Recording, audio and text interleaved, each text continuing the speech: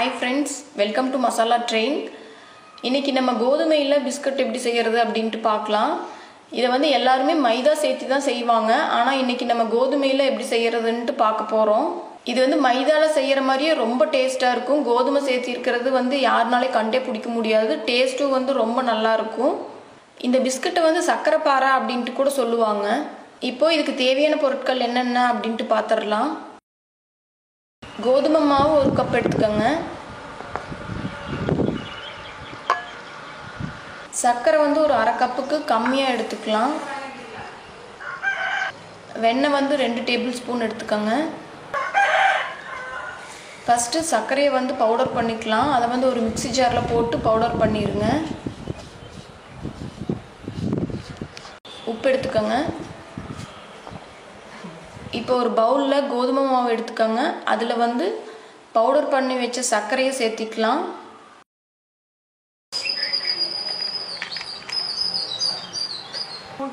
இதோட உப்பு வந்து ஒரு பிஞ்ச் சேர்த்திக்கலாம்.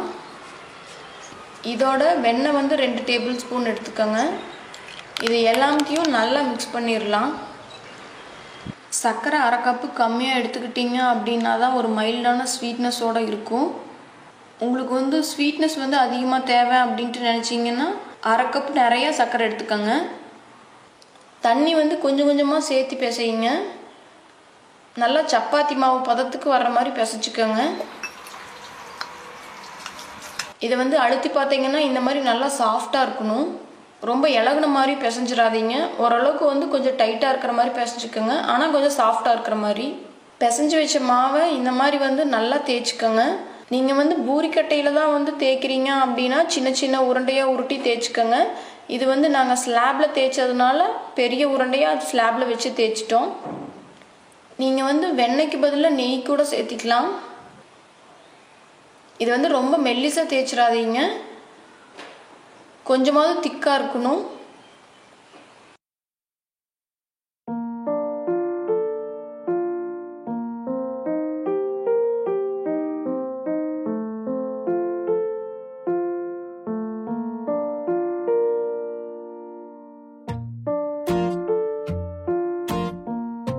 நல்லா தேய்ச்சதுக்கு அப்புறம் இதை வந்து இப்போ கட் பண்ணிக்கலாம். சின்ன சின்னதாக கட் பண்ணிக்கோங்க. அப்போதான் வந்து எண்ணெயில் போடும்போது நல்லா சீக்கிரமாக வேகும்.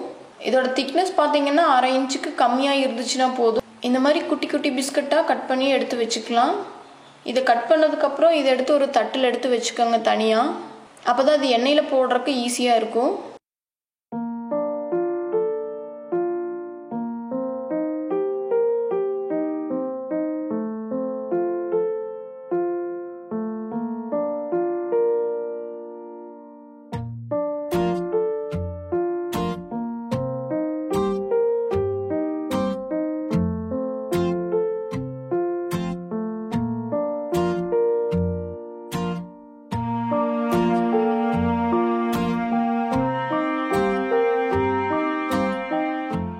இப்போ ஒரு கடாயில் எண்ணெய் ஊற்றிக்கலாம். எண்ணெய் காஞ்சிருச்சா இல்லையான்னு ஃபஸ்ட்டு செக் பண்ணி பார்த்துக்கோங்க. எண்ணெய் காஞ்சதுக்கப்புறம் கட் பண்ணி வச்சுருக்கிற பிஸ்கட்லாம் சேர்த்திடலாம். இதை வந்து நீங்கள் ஒன்றொன்னா சேர்த்தணும் அப்படின்ட்டுலாம் அவசியம் இல்லை. இது எல்லா பிஸ்கட்டையும் ஒரே டைமில் சேர்த்திட்டு இந்த மாதிரி நீங்கள் கிளறி விட்டுடலாம். இது ஒன்றோட ஒன்று ஒட்டாது. தீ வந்து எப்போவுமே மிதமான சூட்டில் வச்சுக்கோங்க. அப்போ தான் வந்து உள்ளேயும் நல்லா வேகும். இல்லைன்னா வெளியே மட்டும் கருகிடும், உள்ளே வந்து நல்லா வேகாமல் போயிடும். இந்த பிஸ்கட் வந்து சாப்பிட்றதுக்கு ரொம்ப டேஸ்ட்டாக இருக்கும். கண்டிப்பாக இது யாருனாலையும் கண்டே பிடிக்க முடியாது நீங்கள் இதை எப்படி செஞ்சுருக்கீங்க அப்படின்ட்டு. இது பெருசாக எண்ணெயும் இழுக்காது. இந்தளவு ப்ரௌன் கலரில் வர்ற மாதிரி எடுத்துக்கோங்க.